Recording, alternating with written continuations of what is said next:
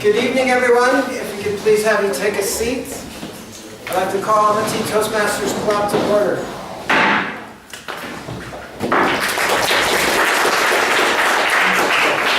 So, my name is Tom Barkowski. I'm the president of Almaty Toastmasters Club, and the gavel is a symbol of Toastmasters clubs around the world. Because Toastmasters isn't just about giving speeches, it's about understanding rules of order, leadership, and developing different projects which will help you grow in your leadership and organizational skills. And so we have a few business items to take care of before we start our regular meeting tonight. One of the first items is that we have somebody who's applied for membership. And as Toastmasters clubs around the world, there's over 10,000 clubs in over 120 countries. Once a club is chartered, then the members vote, the official members vote on accepting new members. So some of you are new tonight, and generally Toastmasters, we invite people to come, just check out the meeting a few times before deciding if they want to become official members. So in order to do this, we have Merouette, who has applied for membership. And our Sergeant of Arms, please escort her from the room, and we'll take a vote on her membership.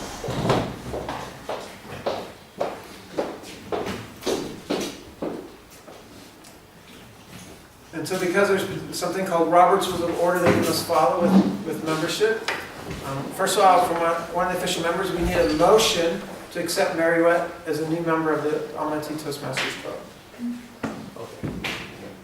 Okay. I move that Merouette becomes a member of our great club. All right, is there a second? I second that motion. Okay, it's been moved and seconded that Merouette be accepted into membership of the Almaty Toastmasters Club. Is there any discussion on the point? For or against? Well, she's a great person and a great speaker. All right. Well, I'm not so sure. We only heard her speak once, so we can't say that she's a great speaker just yet, but I have no objections. Yeah, but she visited us a number of times, so she has a general idea of the organization of our club. Okay. All right, so people saying she's been a good speaker so far. She's been active.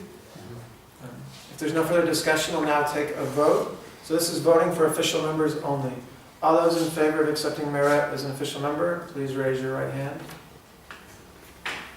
All those opposed, raise your left hand. Okay, only official members. All right, so by official members, it passes unanimously. Merouette, can you invite Merouette? So can you have her come up front here, please?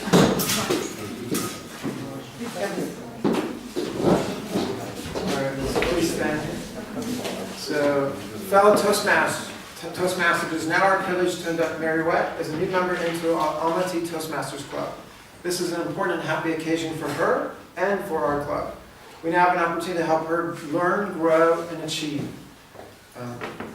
So as a member of the Almaty Toastmasters Club Merouette, you will benefit from a proven program of self-development. Toastmasters is a worldwide organization dedicated to helping one another in a spirit of sharing and enjoyment. So, Merouette is a member of this club, and in Toastmasters International, there will be certain obligations placed upon you. This means you must first work diligently towards your own self-development. 2, evaluate other speeches in a spirit of support and sharing. 3, assist the club in reaching its goals. 4, remain positive. And 5th, keep a smile on your face. So you do. So Merouette, please affirm your commitment to the Almaty Toastmasters Club by answering I will to the following statements. Do you promise to attend meetings regularly and prepare fully for each assignment? I will.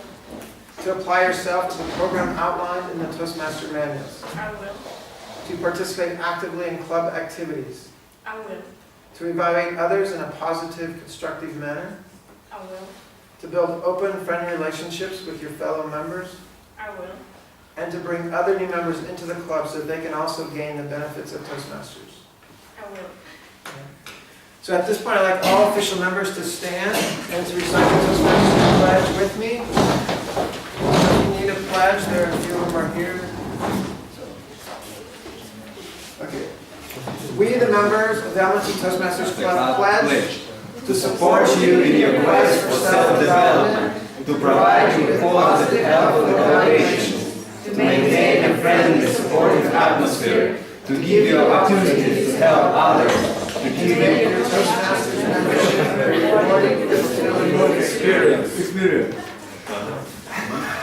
So, I extend the handshake. So here's your membership card. Your new members packet will soon be coming. And the Toastmasters promise is listed here in the back to remind you of all the stuff you do. Okay, thank you very much. Thank you for giving us a chance to improve our quality.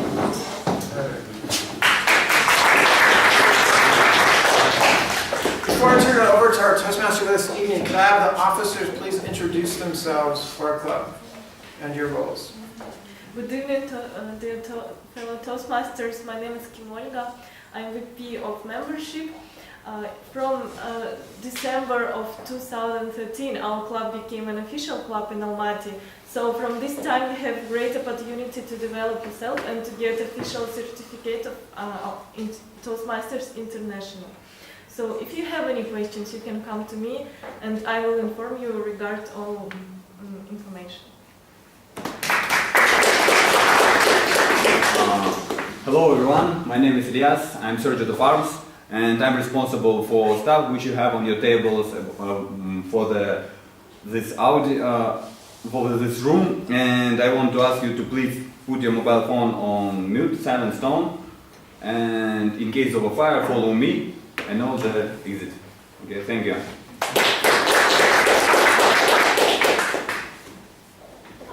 Good evening, everyone. My name is Aliya Shaikina, and I'm the Public Relations Officer. If you have any questions about our club, you can talk to any leadership team member, but also if you have general public, somebody in your friend circles, your colleagues asking you questions, you can direct them to me and we can talk about it. So Toastmasters is and what the event are. Thank you.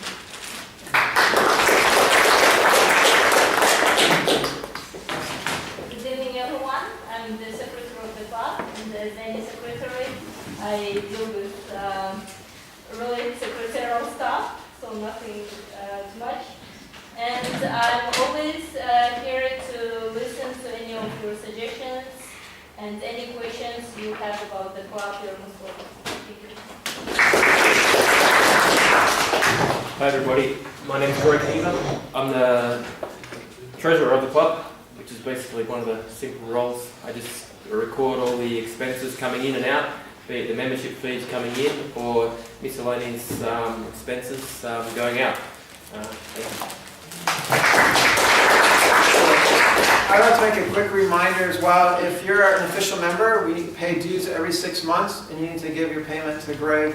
There's a few people still needing to do that. Is that correct? Yeah, that's correct. So pretty much everybody who signed up for the last 6 months hasn't, except for a couple of exceptions, haven't renewed for the next 6 months. So you need to do that pretty much within the next couple of weeks to remain a member.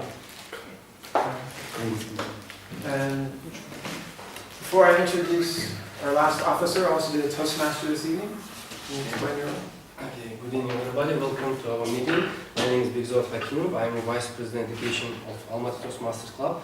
My main duty is to oversee the whole process of the club and to organize and to look after the meetings, that we have regular meetings and all roles are filled up. If you have any questions regarding the accomplishment of 10 projects which we have, you can come to me and I can give you practical advice.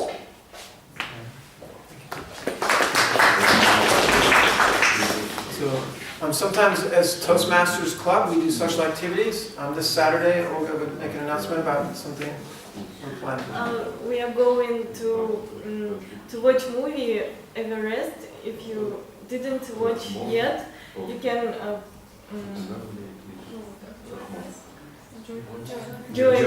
join to us.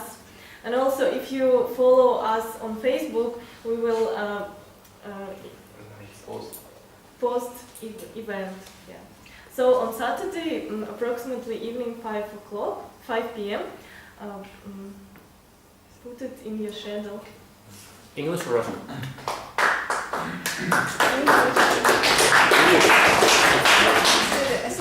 This is only for official members? Or No, No, for everyone. Is it Essen time home. Yeah.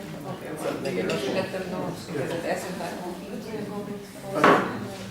Okay, just so you know. Yeah, just so you know, like the difference between official members and regular members is if you're unofficial as a guest, you have to give an ice-breaking speech and take a roll before you can become an official member. Guests are always welcome to join for meetings, but to give any speech project past your first speech, you need to be an official member. To take a role like table topic master, you have to be an official member as well. And to get credit, so you receive an official certificate from Toastmasters, is all part of the official membership. Otherwise, you're welcome to join and be a part of the club. Okay. Now I'd like to turn over to our Toastmaster for this evening. Big Zog, who runs a language center, as well as does many other things, but he's an awesome friend. Okay, thank you very much. Good evening one more time. Can you hear me, guys? Yes? Okay. If you can't, just raise your hands and I will try to speak loudly, okay? Welcome one more time to our Toastmasters meeting. So we have today our regular meeting. My name is Big Zog, as I told you previously. And before starting, I will shortly introduce our club. For those who are the first time here, our club is Almaty Toastmasters International Club. It's a public speaking club where people can improve their public speaking skills to become more self-confident and to find their place in the workplace. This club helps many people to become really very active, self-confident and successful in their workplace. Welcome one more time and we will start. Just before starting, I have 3 questions. Are you ready to have an interesting meeting today? Yes, no? Yes. Yes. Rita? Yes. Thank you very much. Are you ready to participate in our meeting today? Yes. Greg? Yes. Thank you. And are you ready to reach your personal Everest? Yes. So join all of them on Saturday. So let's start. So we have several sections in our meeting. The first one is prepared speeches. Then we have evaluation part, and the last one is the most challenging one is the table topic session, where you will be asked different questions, general questions, and you don't have time to think, you have to stand up, come here, and say something. So in order to run today's meeting, I have a group of volunteers who will help me to run today's meeting. So I have 3 people. Basically, the first one is Ak Counter, who is down at Mukano today. Would you please stand up and explain your role? Good evening, everyone. Today I'm an AH counter and I will count all the necessary words like as, and of course so's. And I also count all the connecting words like ands and so's. Thank you. So the next person who is going to help me is Roida, who is going to be grammarian today. Please help me welcome. Hi, my name is Roida, and I will be your grammarian today, which means that I'll be listening to everyone who comes here and speaks. And hopefully I can make some suggestions as to if you can use the word in a better way, or if you pronounced it in a wrong way. And I'll just be making suggestions, so hopefully we can all learn. The word of the day today is tremendous. And I like this word because you can fit it in so many places. For example, instead of saying, this is very, very, very, very nice, you can say, this is tremendous. And it covers everything. And you can also use it as tremendously. Let's see. Let me see some examples. For example, I can say, Tom is a tremendous speaker. And my favorite way of using it is that if you get some news, which is just like big news, and you don't know what to do with it. I mean, this is so huge, and you're thinking about, what am I going to do with this, that, the other. You just say, this is tremendous. I have to think about it. So I hope we'll have a tremendously fun time. Thank you very much for tremendous explanation of your role. So let's move on to the next person. Yes, please come in. So actually, our timer was going to be Ayin, but she couldn't make it today. So thank you very much for Ilyas for stepping up. Please, would you explain your role as a timer? Okay. Hello everyone. Today my role is timer. Timer is very important thing to our life, especially in Toastmaster Club, because here you should be your constraint of the time. As you see as an agenda, we all have the time limits that we end at 9 o'clock. It means that you have a maximum length and minimum length of your speech, of your performance. For example, for prepared speakers, you see that they have like from 5 to 7 minutes. It means that at 5 minutes I will show your green card, and it means that you achieve your minimum length of your speech. And when it will be like 6 minutes and 30 seconds, I will show yellow card. It means that you should conclude your speech. And it's very important for the table topic speakers also. It means that if you see, you can see that we have a table topic session and everyone should speak at least like 1 minute. It means that you will see, if you will see green card, it means that you achieve the minimum length of your speech. And when you will see yellow card at table topic session, it means that you're almost on half and you have like 30 seconds. It means that you spent already 1 minute 30 seconds. And at the end, if you see red card, it means that you should conclude your speech. It's your last sentence. Just say it like last sentence. That's all. And at the end of this meeting, I will give my short report. Thank you very much. Let's start our tremendous meeting. Time for it. Okay, so actually today we were going to have a guest speaker from Moscow Toastmasters Club, but it turned out that she can't come today, so we'll move on to prepared speeches. So the first speaker today is a person who has been working in the private equity fund for 2 years. The reason why she's coming regularly is the fact that she wants to improve her public speaking skills and to make as many as possible new friends. And she likes psychology very much and jogging. Please help me welcome the speaker who's going to give the second speech, which is the organizer speech. The main focus is the organization, the structure of the speech. Please help me welcome newly baked member, Murat.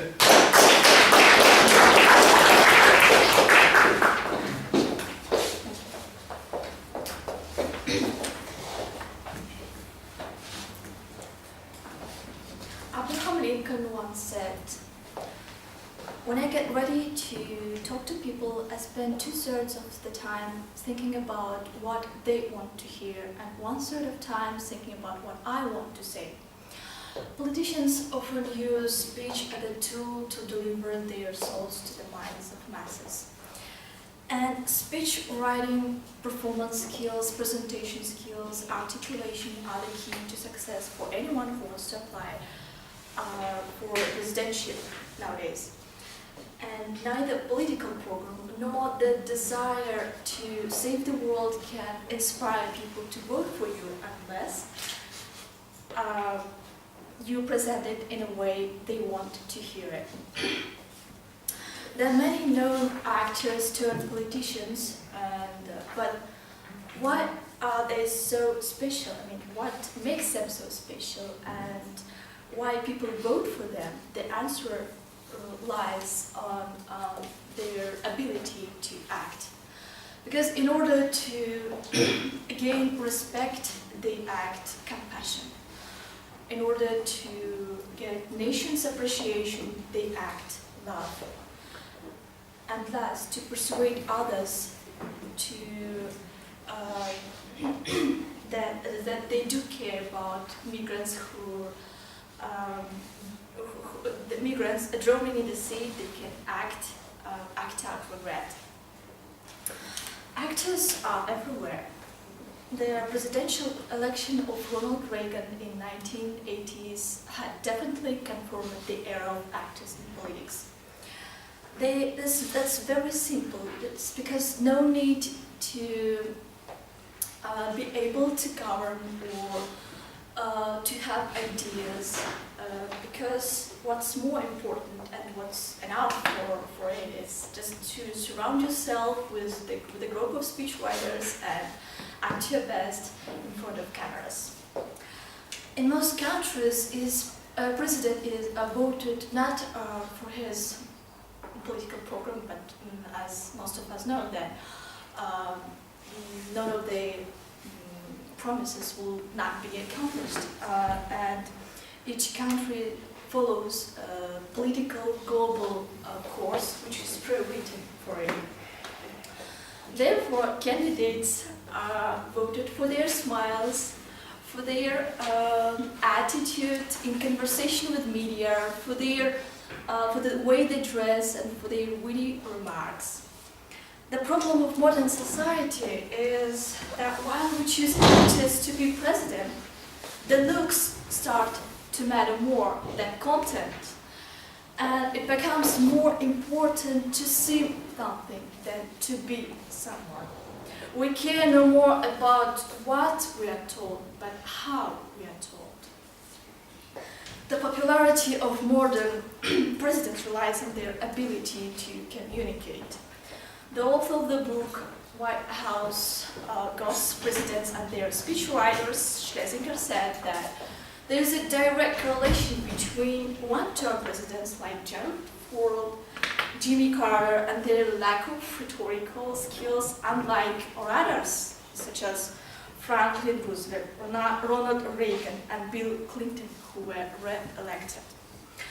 While the theatrics and stage presence are major factors in keeping the audience's attention, the linguistics and word choice are the heartbeat of the message. And thus, that's not enough to be an experienced, tremendous actor, but what's more important is the right choice of right word in the right place. So who are those who understand why a certain word or a metaphor is going to have a different impact compared to another? Of course, they are speech writers, the people staying in the shadow. Do any of you remember the famous phrase, ask not what your country can do for you, ask what you can do for your country? So remember who said it? Kennedy. Yes, right, John Kennedy, but who wrote it? Ted Sorensen. Honestly, I didn't know it. Wikipedia informed me. How about our local speechwriters who are well hidden so that even Wikipedia doesn't know about them? Neither do we remember the speeches of our presidents. Okay, but it leads to another problem, which is in the deliverance of speech. It's because it's not about what we say. It's about how we say, who we say, and why we say it. I strongly believe that speech must be felt, lived through, and believed in. Thank you.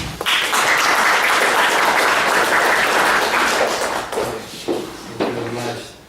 You know, it's a very good example of how tremendous advancement she had in a short period of time, because this is her second speech. I'm really happy and congratulations.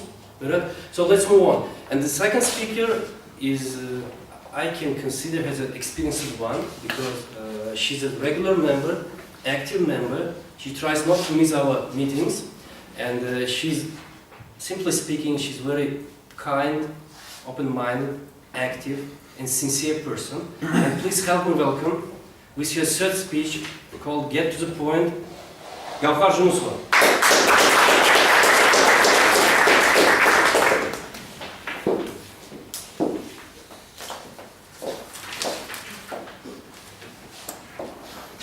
How to go from introverts to extroverts, how to survive as an introvert, how to understand introverts.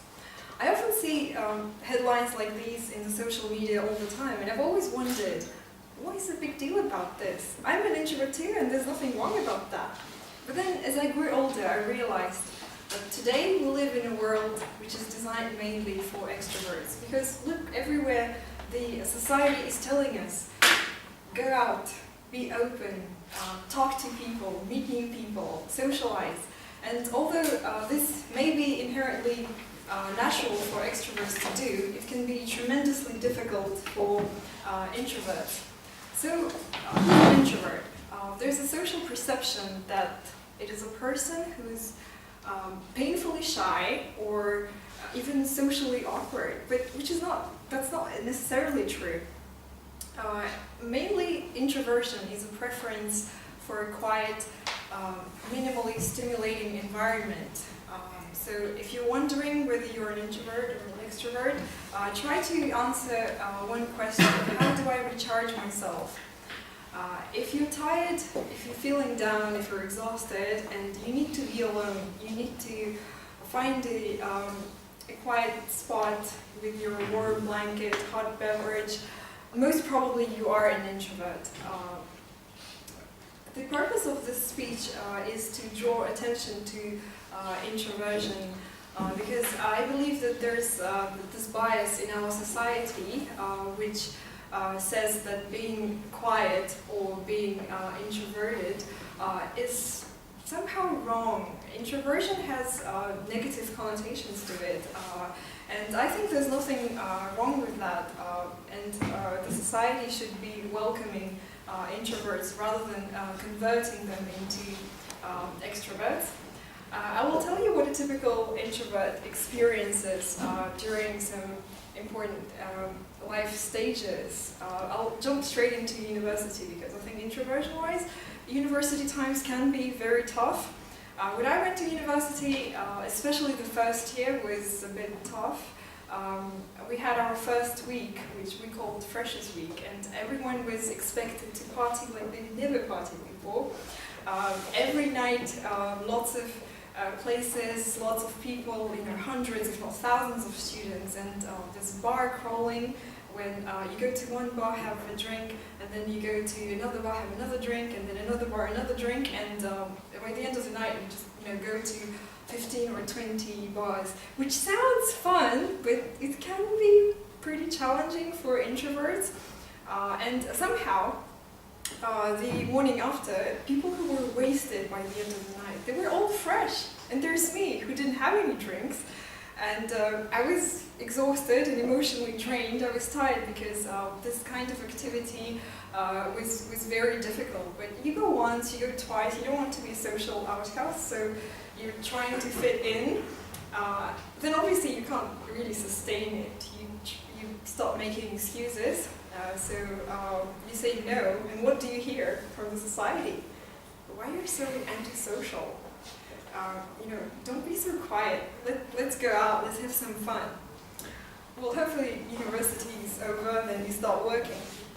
I started working for a big company where we always work in teams, and which basically means that we had to go to clients' offices. The working hours were very long due to the specifics of our job, and we had to travel a lot. And what does that mean for an introvert?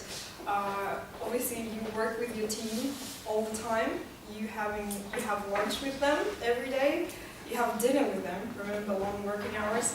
And then you spend weekends with them. And finally, when you have some time, you want to go to your room in the hotel, or you want to go home, you want to read your book, there's your senior calling and saying, hey, it's a karaoke night, I'll see you in an hour. And you're like, I don't feel like karaoke. And your senior is telling you, are you a team player? Where's your team spirit? And you're forced to go. And there are a lot of situations like these for introverts. We face with those situations on a daily basis because everyone is trying to convert introverts into extroverts because somehow society thinks that it's wrong to be quiet, it's wrong to, to want to be alone. And what I can say, if you're an introvert and you're facing difficulties with the people you love, try to talk to them, try to tell them that it's okay to be alone for some time because you need that time to recharge. If you do that regularly, it will get better. Although you don't need to force yourself into going to social events all the time. If you know that you're going to feel uncomfortable, then don't go every single time dragging yourself into parties because when somebody is inviting you, the last thing they want is to make you feel uncomfortable. If you're an extrovert, please try not to pressure your introverted friends, relatives, because we are still people, we have feelings, and try to compromise too. Try to maybe you find some activities which are okay for both introverts and extroverts, because everyone is different and everyone recharges himself in a different way, and that's the beauty of communication, that everyone is different. Thank you.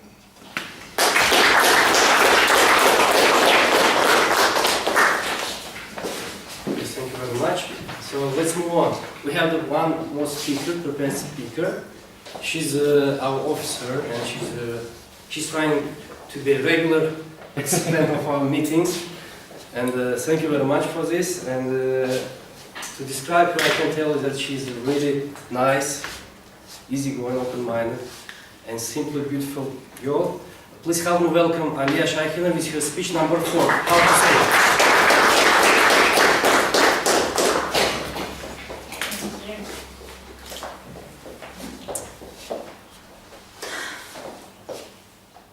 Facts about breathing.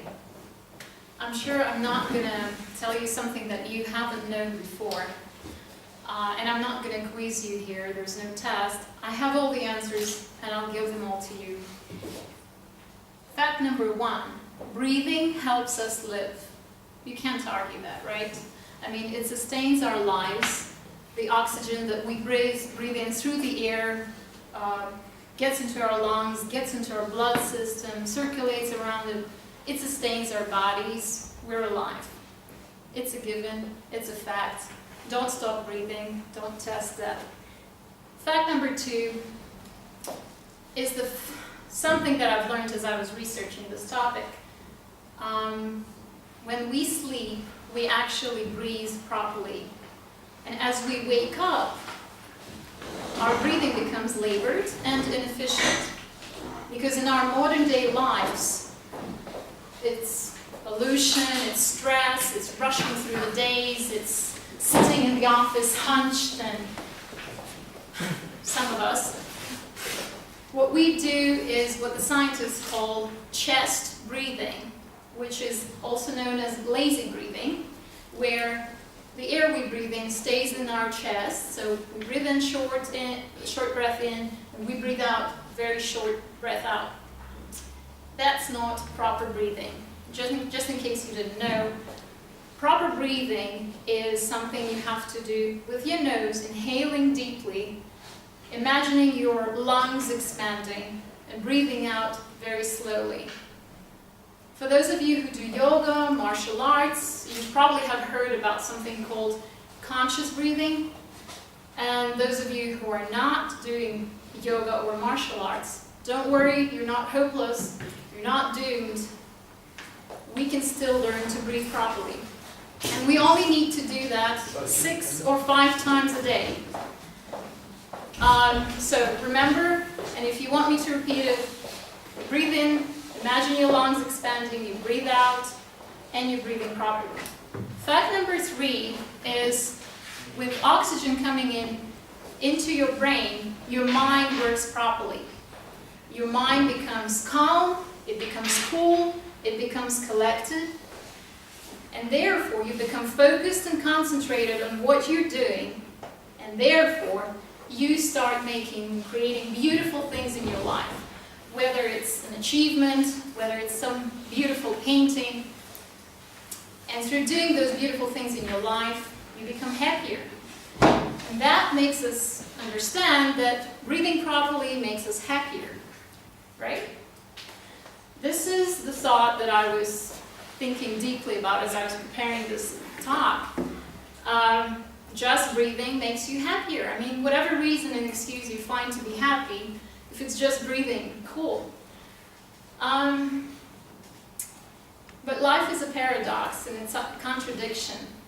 And the way it is a contradiction is that we measure our lives not by the number of breaths we take, but by the moments that take our breath away. I think it was George Carlin or Will Smith, either of those 2 comedians that said it. We're not going to argue here, but it's a beautiful irony. I'm sure you have a lot of moments in your life that took your breath away, and this is what I want to talk about. This is what my speech is about. I challenge you, or I encourage you tonight to go back home and think of your earliest childhood memory where you vividly remember the moment that took your breath away when you were still a kid. And if you're like me, you probably have flashes from your childhood because there are many memories and it's hard to tell which one was first. I remember, as I closed my eyes, pulling my dad's hand and asking me to put me on this iron wooden thing, construction. I don't know what it was called. Apparently it was called a swing. And I would ask him to put me there and ask me to swing me back and forth. I couldn't talk. I don't remember how old I was. I was a toddler. But I remember very vividly how, as he would swing me up, I'd be much higher than my dad and my mom. I would be on top of the world. I would forget the world. The world was my oyster. And that moment took my breath away. There are many moments after that, and I'm sure you have a lot of those too. It was the first time I saw the ocean and I stood at the shore. It was on top of the mountain. It was as I was standing in the steppe and the wind was taking my breath away.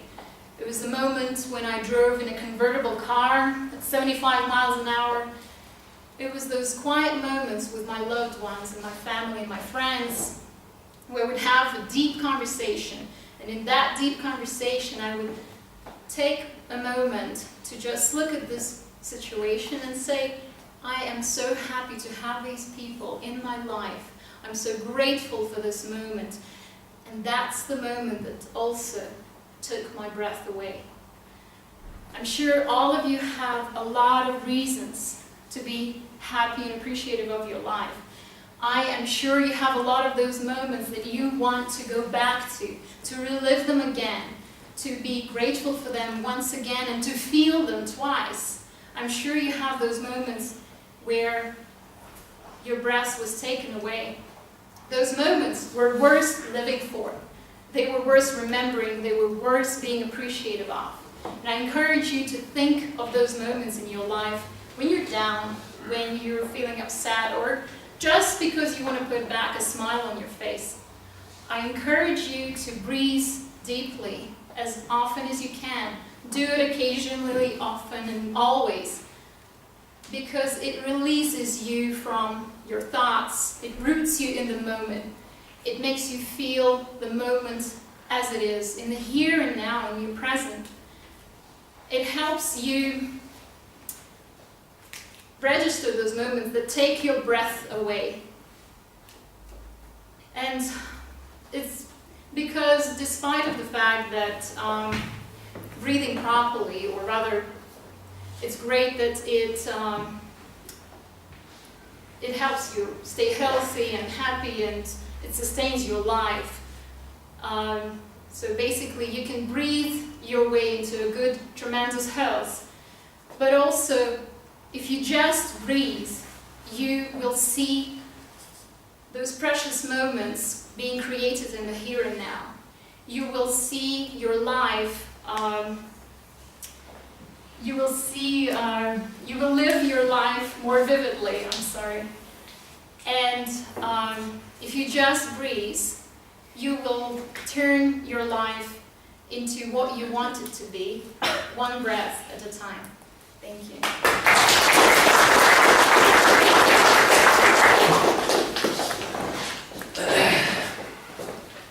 Thank you very much. Let me breathe in. I have never thought about it before. No, I'm fine. So let's continue. Now we have 2 minutes. So please turn to the person who's sitting next to you and discuss those 3 speakers. I would like to remind you that the first speaker was Mervet with speech number 2. Second was Gafar Junusova, speech number 3. And the last one was Alia, speech number 4, project number 4. And I will distribute this small piece of paper, discuss like 1-2 minutes, who was the best to your mind, and write that person's name down, and bend it, and pass it to me. Okay, you have 2 minutes. Okay, 1 minute.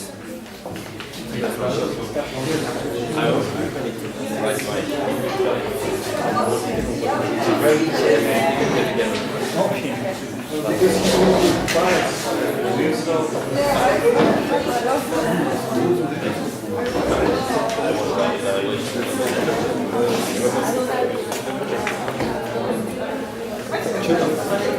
up? Yes,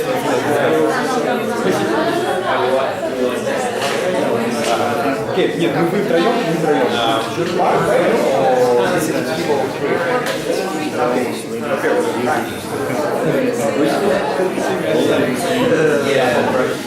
Oh yeah, really rare.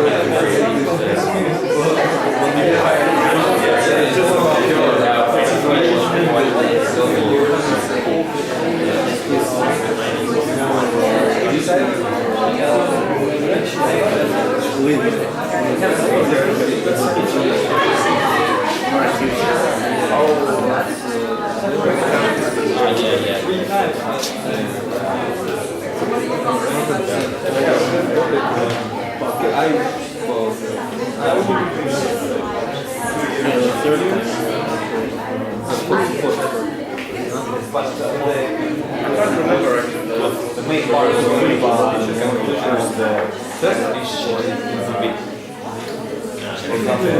one day same guy and great for the next day spoil the whole and then go back also general structure. Yeah. Well, this is what we apply to once at a time, the more the better. Because we're a bit lazy that we don't do that. And we also give the role to the other one. Yes, otherwise it's not only yes, or for example, if you make a speech in Russian, it won't be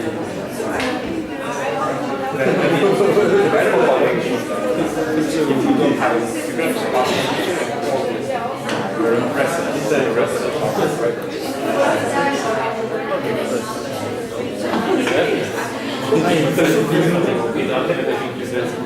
Time, I think time. Your time, you should tell me. Yes, it's time. So the first one he said maybe. My name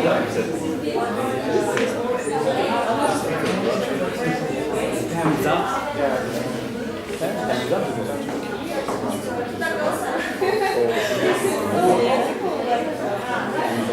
Time's up.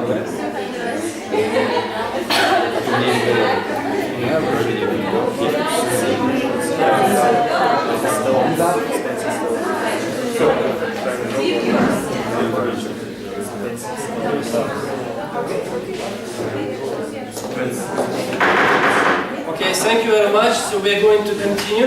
If you decided, just write down the name and pass it to me, okay? So we'll continue now with the second part, the evaluation part, which is also very important, very challenging, and I would like to invite the first evaluator, who is Olga Kim, to give evaluation report about Mervet's speech. Please help me welcome her.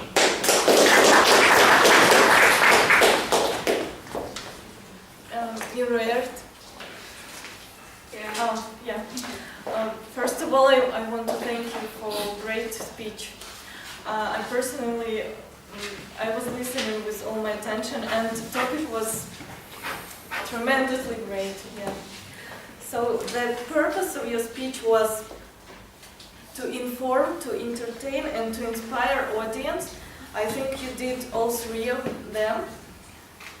Beginning, body, and conclusion of your speech were all tied into the purpose. The general purpose of your speech was clear, absolutely clear. the specific person of the speech was also quite audibly and understandable. Your speech was organized in order to achieve specific purpose of your speech, so that was great. The main point contributed to the speech specific purpose. You presented it confidently and sincerely. Also, you involved audience into your speech by question, so that was a great move. What I want to recommend, first of all, to exclude using notes. But I discussed your speech with Rolita, our grammarian, and she told me that you used a lot of specific and appropriate words. So in this case, it's okay, and you used notes not so Frequently. Yeah, frequently. So that's okay. And also, I would like to recommend you to use more gestures, so your speech will look more lively. Yeah. Voice variety was great.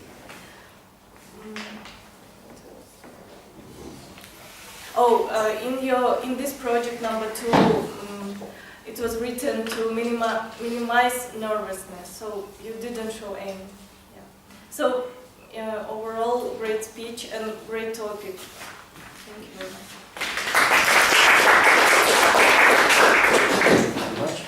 So we'll continue. The second speaker was Gauhar Junusu, and I would like to invite Yadika Abdurrahmanova to evaluate her speech. Please help me welcome her.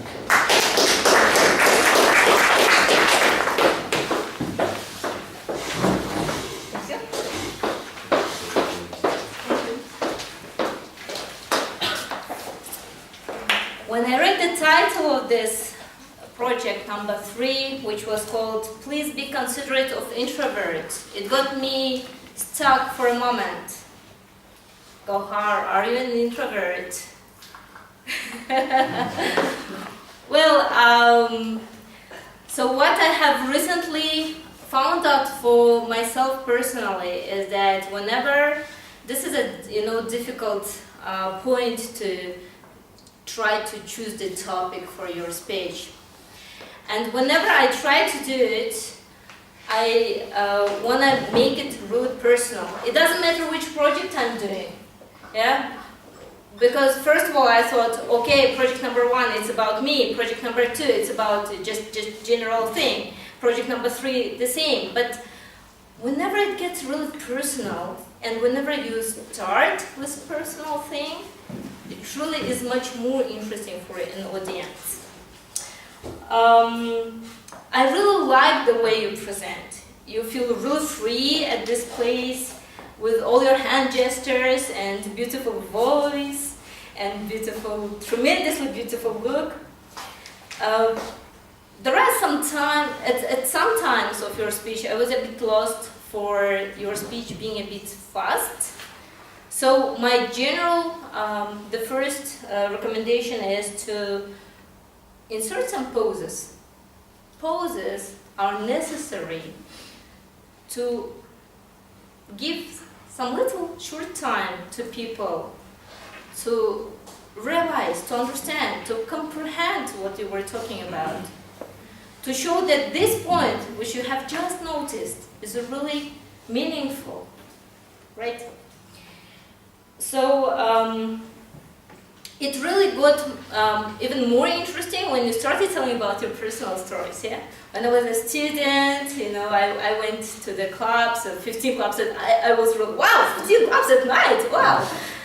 Because I've never done this thing. Most probably I've been to maximum, and a very long time ago, as you can suppose that. And the ending, for me, it seemed really weak. So because I was sitting pretty far from you, and I was, like, okay, the ending should be great. The ending should be great. But the beginning and the ending are really most important for the speech. I really love for you not having any notes. That's the strongest point of you as a speaker. And I see a tremendous potentiality in you as a speaker. You do great achievements, because this is project number 3. And the project was get to the point, which means the main aim is to persuade or inform the audience. So I suppose it was more about persuasion, right? So the persuasion is to be considerate about introvert people. Let's keep it in mind. Thank you. Thank you very much. So we'll continue, and the last speaker and the last evaluator. So the last evaluator is Greg Hewer, who's going to evaluate Alia's speech. Please come and welcome.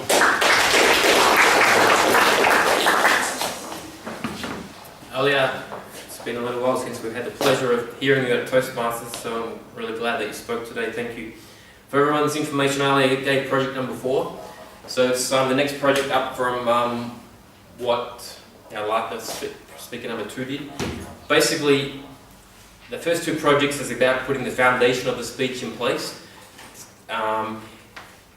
Project number 4 is then, you should already have this great speech in your hand, but that doesn't mean anything unless you can deliver it. So verbally deliver it however you want, with your hands, just with your voice mainly, etc. And that's what Ali's objective was today, to deliver the speech.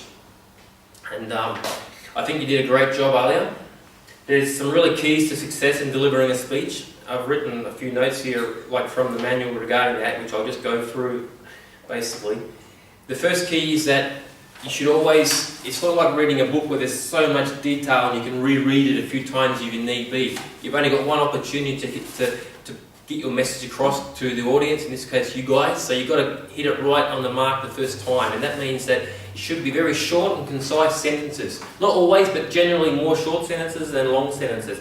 And Alia started off with all these facts about breathing, and it was short and concise. Breathing helps us to live. Don't stop breathing. This is just perfect examples of how you should do it to make a great speech. Other key areas to make a good impression, to deliver a speech perfectly, is that you should be specific in your use words that are specific in meaning. So therefore, there's no room for any ambiguity in the audience's mind. So I think you did again, it was pretty clear. There was no words which had double meanings or that left us with any doubt about what you wanted to say earlier. So that was, it was in that, from the first part, it was quite a simple topic in that respect, so you had no problems. You can also use rhetorical devices, and that means similes, metaphors, and there's things called triads and alliterations, which I haven't heard of half those things. But you either just flunked it or you've read the book, which is great preparation, because you use some of these things. You used the descriptive words calm, cool, and collected. This is a perfect example of a triad, and it's just these 3 things. It's a description with a C, and a C word, and it just all goes together and makes us kind of listen more attentively and really makes us get the meaning. One of the other key points is that you have to have good grammar and word pronunciation. Well, there'll be no arguing in the club that you're pretty spot on and tremendous in that respect. So that was no different tonight. So congratulations on that point. A couple of things I'd like to say just generally. I think that it took me a little while to understand the true meaning of the speech. At first, I thought it was just going to be a fact session where you started saying about breathing, fact number 1, fact number 2, and just basically just telling us all these interesting facts, which would have been great in its own respect. However, but then you changed it a little bit. And I think changed to the better, and that was, then suddenly we got the understanding that the meaning wasn't really about the facts at all. That was just like a prelude, and that was about these breathtaking moments in your life and how you have to, make the most of these moments and to reflect and then go forward and to use these when you're down. And this this then made the speech a lot more interesting for me, and then I started to go, this is really great now. So I guess my only recommendation is that perhaps there's a little, it kind of, the linkage there or something, there was room in the speech for the facts, but I'm not sure personally if you did it the best way that it possibly could. Or maybe you should have introduced the breathtaking bit a little bit earlier, maybe. I'm not sure, but maybe just to reorganise it a little bit differently, maybe next time. It was great. Also, just little points. Someone came in the room, you didn't even flinch. They were asking questions, can I come in? You just didn't even notice that they were there, and that's fantastic because that's how it should be. Otherwise, you can easily get distracted, and then your whole speech is out the window. That was great. And one other point, don't ever say sorry. You come in and say, I'm sorry. Don't forget about it. We didn't even care that you looked. That was the only time you looked in your notes and the whole thing, and you didn't have to worry about it. So, great speech, tremendous speech.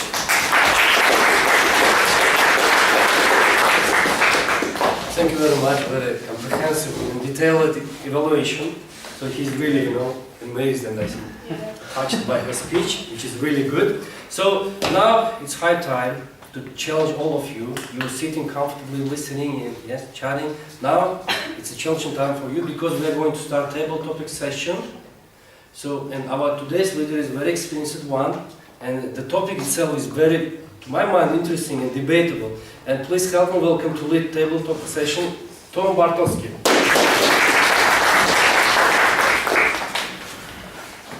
So one of the reasons I chose our theme is we're doing the biographies for table topics. We've been choosing famous people, maybe not famous people, to learn more about them. As I was sitting in my living room the other day, in my chair, and a couple of friends looked at me, and I think I had my glasses off, and they said, if you put these sunglasses on, you'll look like somebody famous. Yeah, but he doesn't smile. Here, I'll smile when you smile. Do you like my smile? So, as I thought about that, you got Putin and Obama, right? So if I'm holding this, who would I be? Putin. Putin, yeah. He wouldn't get his hook stuck in his finger. So you see him like this, and I thought, well, what else could I do to introduce this topic? I thought, maybe I could take my shirt off and stand up here. On bear. Yeah, right there. Be bare-chested. Or, you often see him in photos, right? With a shirt like this. US Navy. With a bare chest. It doesn't say US Navy. So I don't think Obama has a US Navy shirt either, but so I feel quite proud to be able to wear this shirt. But we're going to talk about Obama and Putin, but we're not going to go too heavy. We're going to take it a little more lighthearted this evening, because even though they're both tremendous people, tremendous leaders, although in America we don't all agree that Obama is a tremendous leader, some people think he is, and I love him very much. But for our first question tonight, it's going to be for Ilyas, who's our timer. Okay. So, Olya, can you time Ilyas? Because I'm just wondering, Obama's famous for taking selfies. Putin's famous for the macho photo. So if you were to stage a macho photo to post on Facebook or VK or whatever, what's the setting? What would you be doing for your macho photo? Come up and tell us about that. If I wear something like president, yes? Or just macho photo as usual, really, there is meaning of the macho, who is this, Is it selfie if Obama is macho? And I don't know how I should does Obama is macho, something like this? I think if I wear I like this, I don't know, something like rock and roll. Because what is the point of my photo I think the best way is show this. I don't know what is meaning. I know something but the real thing to have like photo and be there, macho there, and maybe like pick up some girls, you know. And if you by the photo, I don't know.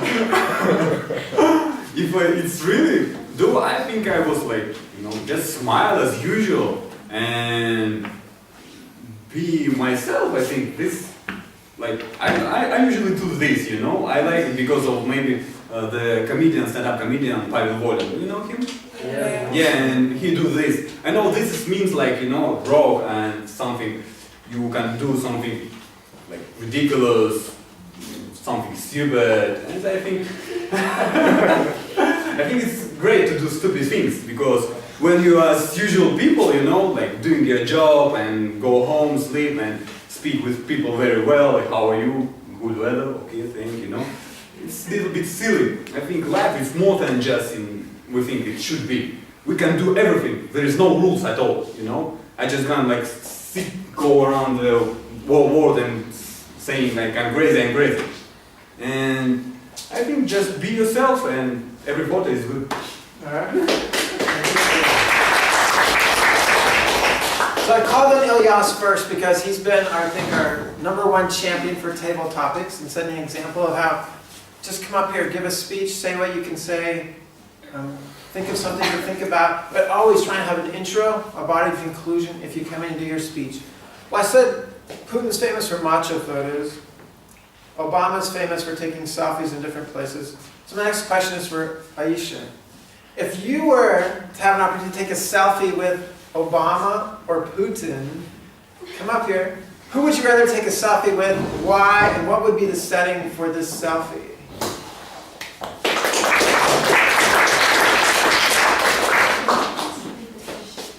If you had the opportunity to take a selfie with Obama or Putin, who would you rather have a photo with, and what would the setting be for this photo? A selfie, yes. With Obama or Putin, who would you rather take your selfie with? I would be taking photo with Putin. I don't know, because I think he's like very strong and talented person, and it's very hard to take his country from crisis and to make the right strategy. So in my opinion, I would be taking selfie with Putin. And the setting, what would the setting be? Setting? You mean how I would? Where would it be? Where would it? Just like house. Maybe in nature. That's good. Yeah, or. With bear. With a bear. No, just catching fishes, like with that thing. Yeah, that would be nice. I think. All right.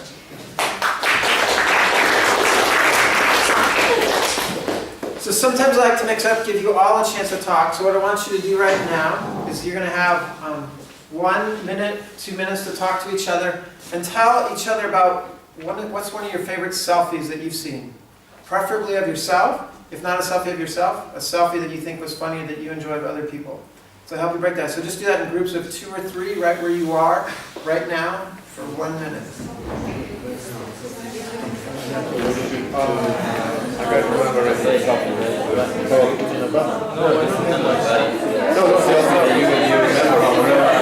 Or maybe a good selfie that you had yourself, or that you saw, or something.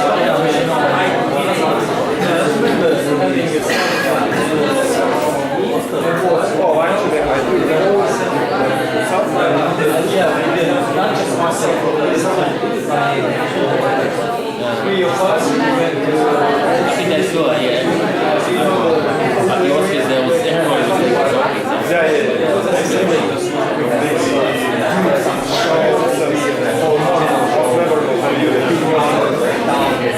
But I also like the selfie the guy spaceship, like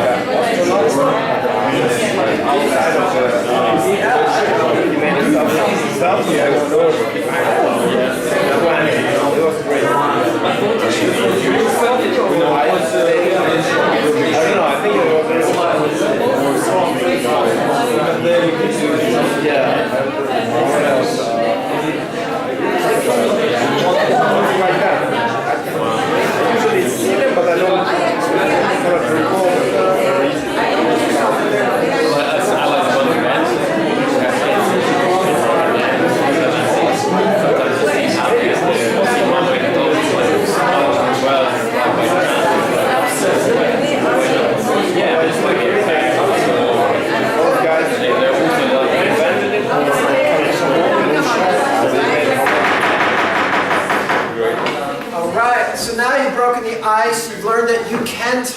now it's time to talk up here again.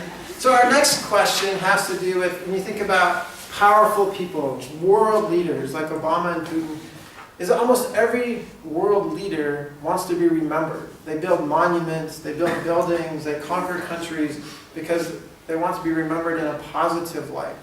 So they write books about, they want to have books written about themselves, maybe have movies made about events in their lives. And so this question would be for Dowlett. Dowlett, if Putin and Obama wrote an autobiography, a book, what title would they give their autobiography and why? So tell us what would be the title of Putin's autobiography and what would be the title of Obama's biography. Okay. Well, it's very tricky question for me, but I'll begin with Obama. So I think for Obama it will be I am the first, not just black president, but I am the first liberal president who made peace with Iran. So I think it will be kind of peacemaker. So even though there were lots of wars during his reign, but still he actually tried to reboot his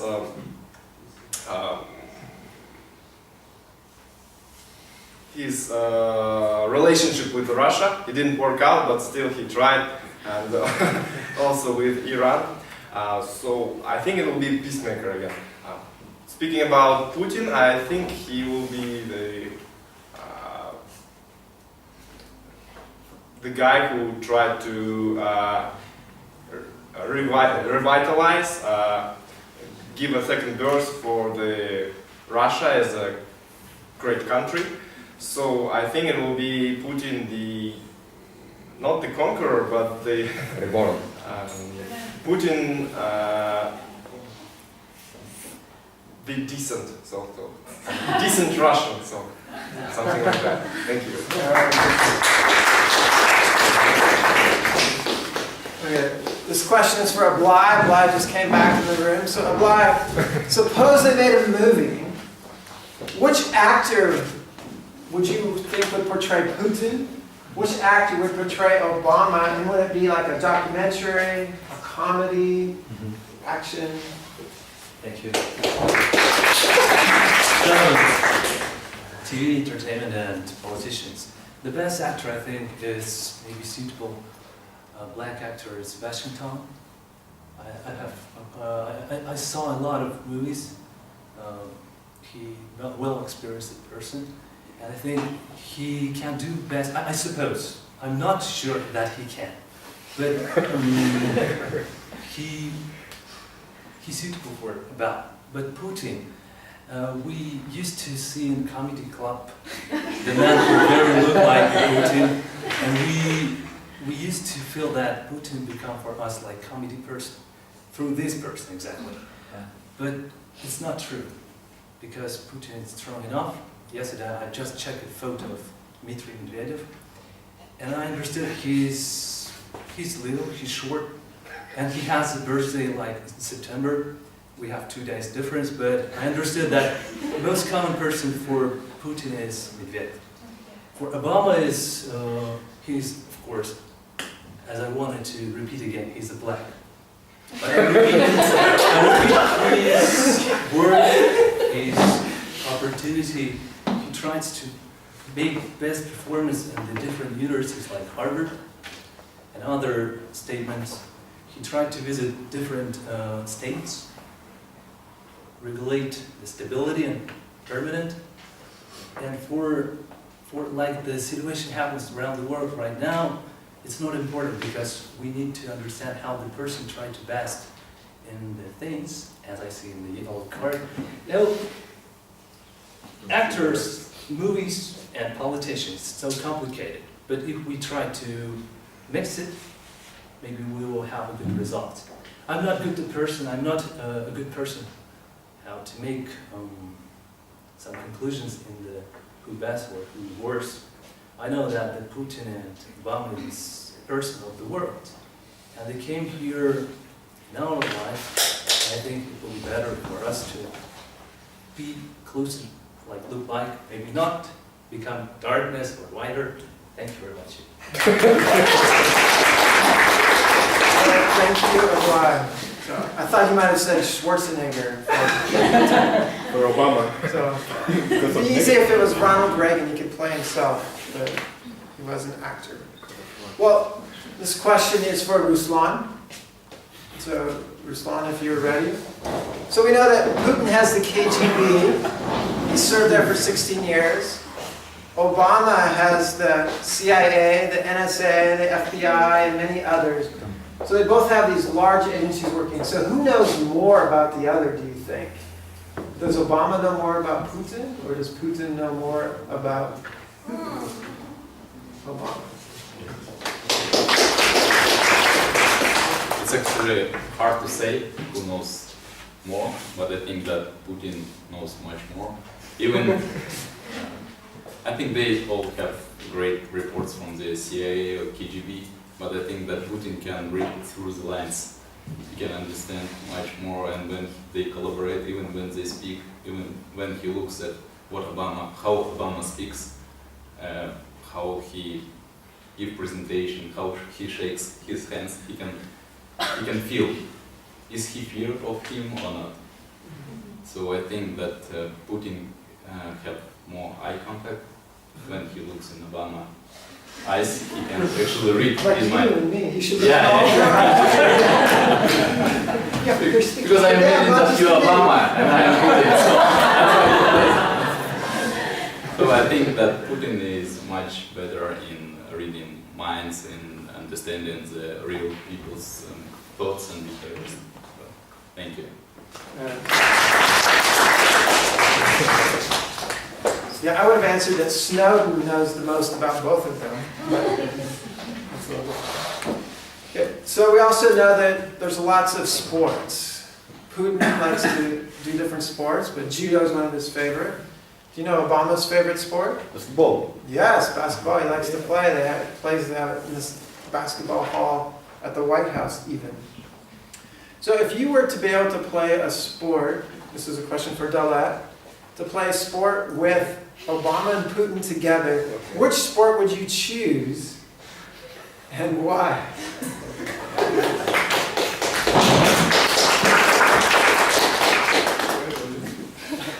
Thank you again for your attention.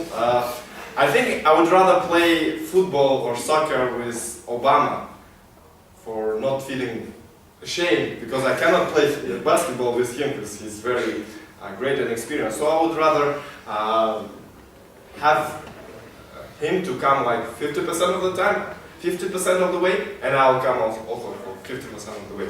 So in terms of Obama, I would rather play soccer with him. I know he knows the rules, so it will be a very interesting game, and I'll also make a very good selfie with it.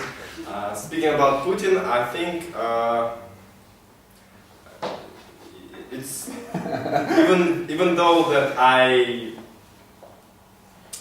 I attended some judo lessons, I would rather not to have a judo kind of fight, because first of all, if he wins, I will be ashamed, but I cannot win him because definitely will face some consequences from his security guard afterwards.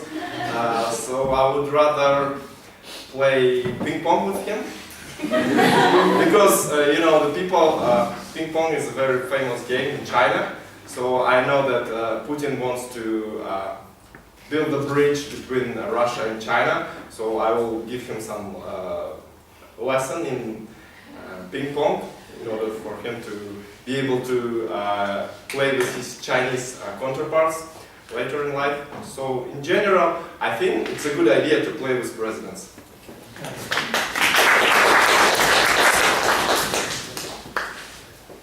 This next question is for one of our new guests who's here for the first time. This is for Igorine.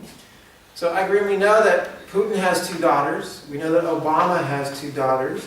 Based on what you know about Putin and Obama, who would you say is the better father for raising daughters? Please come up.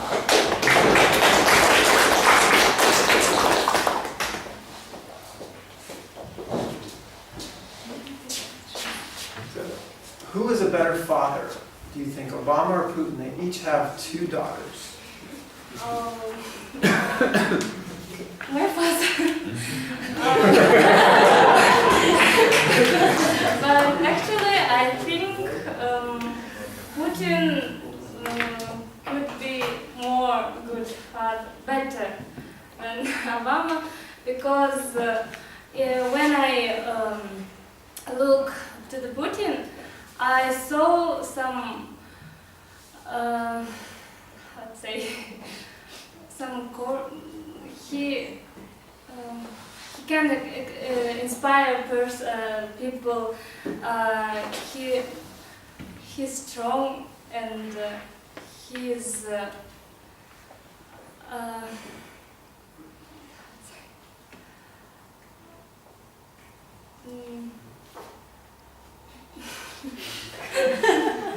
But Obama also can be a good father, and I'm far from politics, but when you see a person, you can understand some characters of people, and sorry for my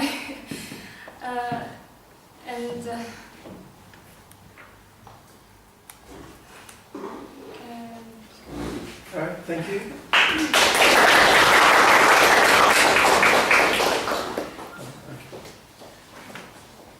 So we have time for one more question. And so we have a volunteer. I've been calling on people, but is there anyone like to volunteer, not knowing what the question is? Okay, in the back, Yadikar, please come up here.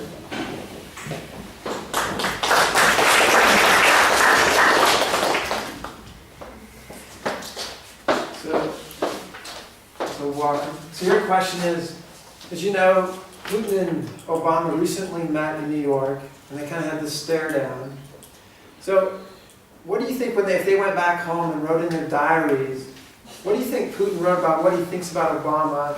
What did Obama write down in his diary? This is what I think about Putin. Not an easy question to answer. Let me just use my imagination for that. As these two people are different in their major backgrounds, in the culture, the expression of their thoughts would be obviously different. So Putin would be using more words, but he's a politician, so I didn't know they met, you know. Putin will probably say, yeah, Obama is such a nice guy, you know. Now I know what he really wants about our relation, the relation between our countries, or as Daulet, I suppose, mentioned that Putin is the one who can, you know, feel the person, feel a lot of things happening in the background. He will probably also feel the power Obama really has as the president. And I suppose he would write, well, I started to respect this guy.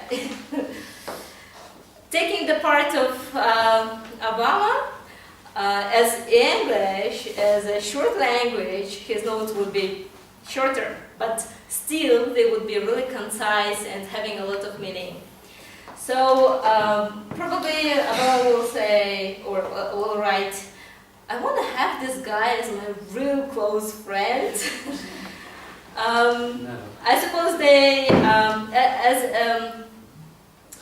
just normal people, not as politicians, they really would find some common interest in life, and they would keep appreciating each other, and I hope all their thoughts would be positive. Thank you. If we had time for one more question, it would be, do you think they're introverts or extroverts based on our speech. And then hopefully someday, as we think forward to the future, there'll be a moment where our leaders will make decisions that will take our breath away because they're such awesome and tremendous leaders. Now I can turn it back to our Toastmaster. Thank you very much for interesting topic and interesting question.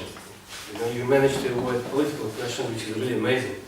Okay, thank you very much. So you have again 1-2 minutes to decide who was the best impromptu speaker from this list. İlyas, Ayşe, Davlet, Ablay, Ruslan, Agirim, Yedikar. I will pass a piece of paper again, just discuss, decide and pass it back to me, okay? Okay, you can discuss. Okay.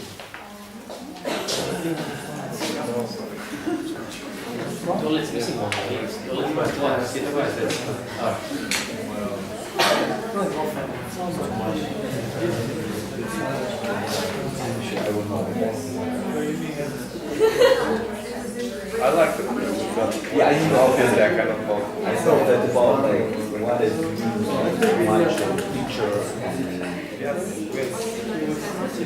Yes, yes. What is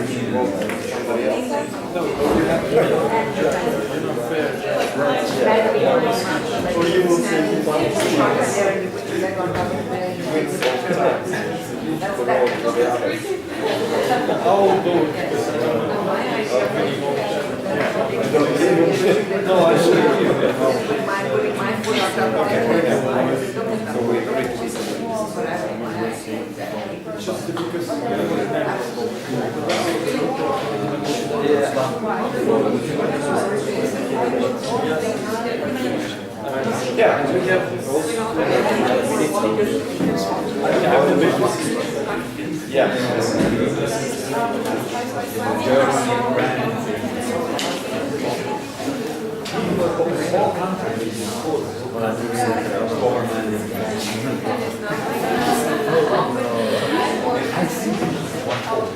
I didn't remember it.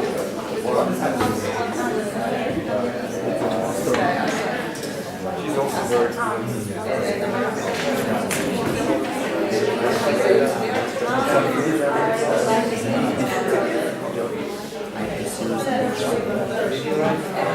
I don't know why they called it twice.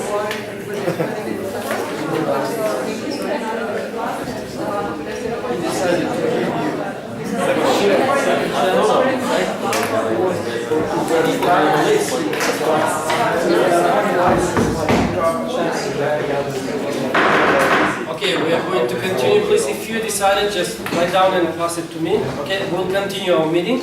And now it's high time to invite our reporters. As you know, we'll have 3 reporters. So now I'd like to invite our accountant, who is Davlet, with his report regarding midfielders. Please help me welcome one more time.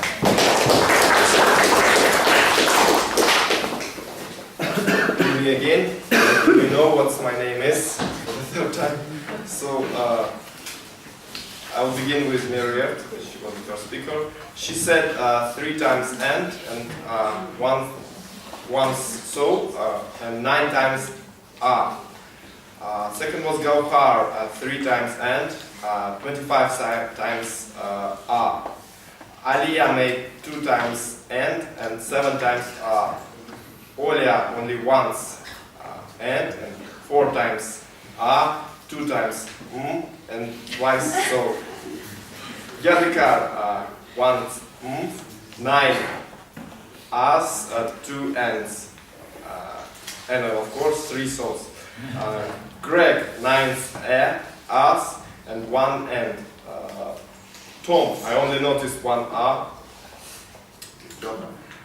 Elias 4 times and 4 times Aisha 1 and 2 Ablay, very great job. I noticed only 1 Maybe I wasn't paying attention to you, but still great job.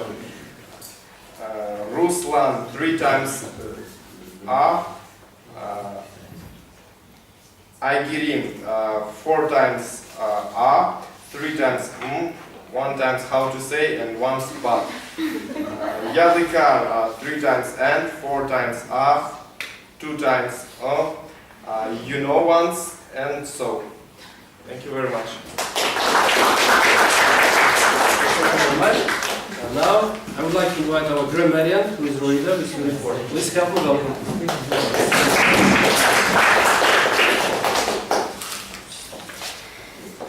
Thank you.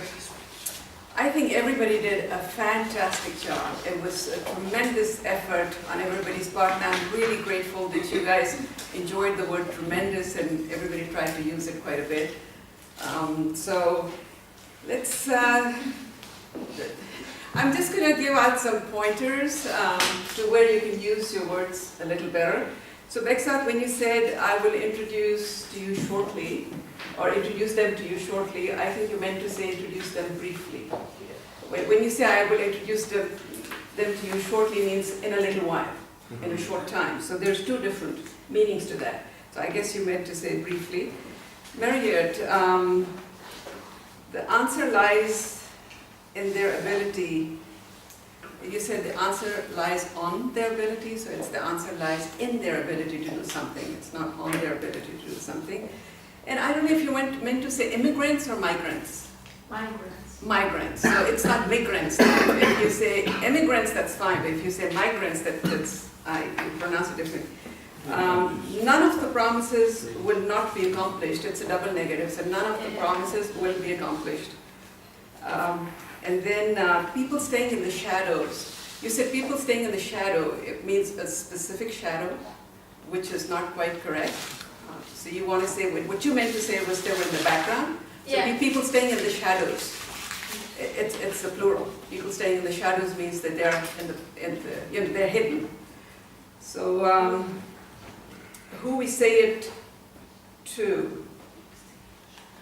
I think I missed something there. I didn't put it down, but anyway, Gohar. I was a little bit confused about introversion. I think it is a word, introversion. I was thinking introvertedness, but maybe that's wrong. So I think you're pretty okay with that. But instead of saying introverted friends, I would say introvert friends, because introvert already means that they're introverted. So that's a double there. And then Alia, beautiful as always. But when you said haven't, you probably have known before, or it's not something you haven't known before, I think you meant to say you already know. Because haven't known before puts a time, or one time, you know something one time. So I don't want to go into that in detail. Olga, recommend to you versus recommend you to. So there's two different things. Either you want to recommend her to somebody, I think you wanted to say to her, I recommend to you. When you say I recommend you, that means you recommend her to somebody else. So there's a huge difference between Yadikar. When you want to say pauses, you were saying poses. Where is Yadikar? Yadikar, wake up! Yeah. Just the pronunciation a little bit. Pauses. P-A-U-S-E-S instead of poses. You were saying pauses. Okay? And the stronger point of you, it's not of you, stronger point about you, and potential instead of potentiality, and considerate of, not considerate about, just those things. So should I think we've got pretty much most of the longer time speakers, so I guess I'm out of time and we can do the rest later. So, all right, Now, the last reporter, our charismatic timer, please help me welcome. Ilya.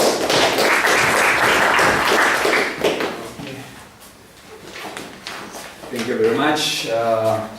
Actually, time is very important in our life because our life is limited, and now already like 9 o'clock, we're out of the time, and like just brief report, yes? Anna, 0. Mirror Kurbaniyazova. Mirror Kurbaniyazova, like 6 minutes 21 seconds out of 7. Yes. Gohar Junusova 6 minutes 22 seconds, and Alia Shaikhina 7 minutes 49 seconds. And about like evaluators, Olga Kim spent 2 minutes 20 seconds out of 3. Yadikar spent 3 minutes 19. You exceed your time for 19 seconds out of 3. Craig Heaver like tremendously exceed his time limits. Like for like 1.5 minutes, you spend 4 minutes 30 seconds. It's almost like ice-breaking speech, you know. Because Ali exceeded the next one, so I had to. Okay. No man. Okay, about like table topic speakers. First was me, Ilyas, 2 minutes 2 seconds. Great, Ilyas, good job. Aisha, 1 minute 3 seconds, also good.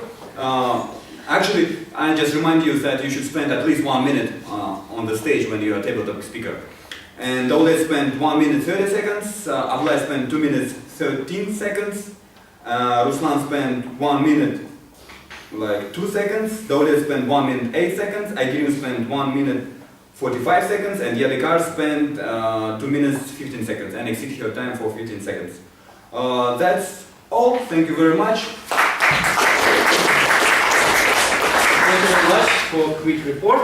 Now it's high time, it's a moment of truth. Now I would like to announce the results of this voting. And the first, we had 3 speakers. Yes, I would like to remind you again, Meruet, Gauhar, and Alia.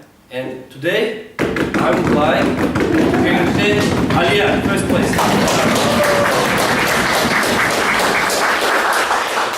And another best impromptu speaker from this list, we have 7 options, and the number 1 today is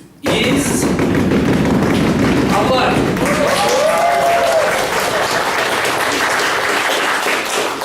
Okay, I would like to conclude, and I would like to say that we had a very great evening today, very interesting meeting. And before finishing, I would like to fill up the roles. So for the next meeting in 1 week, we need 2 speakers. Any volunteers? So your name is? Asel. When we finish, just come to me, okay? Asel. And Asel, yes? Ask for projects. Ask for projects. You are the first project, ice breaking, yes? Yes. Asel, you? Fourth. So you just remember, yes. And we need 2 more evaluators. I can be evaluator. Yes. 1 more, 2 more, you Becca. You? Abla, yes. I just reminded you that they want to be the member. They Yeah. should take a role. Yeah, for those who are the first time here, if you want to take roles and become a member, you have to pass certain procedures. So you have to give ice-breaking speech, which is the first one, and to take 1 role, like half counter, timer, or grammarian. After these 2 steps, you can apply and we will decide whether you're going to be an official member or not in our meeting. So we need half counter, timer, and grammarian. Half counter, timer, grammarian. Thank you very much. So we'll decide it later. So those who sign up, please come to me after the meeting. I would like to finish our today's meeting. Thank you for coming, and I hope to see you next week. Have a nice weekend on Saturday.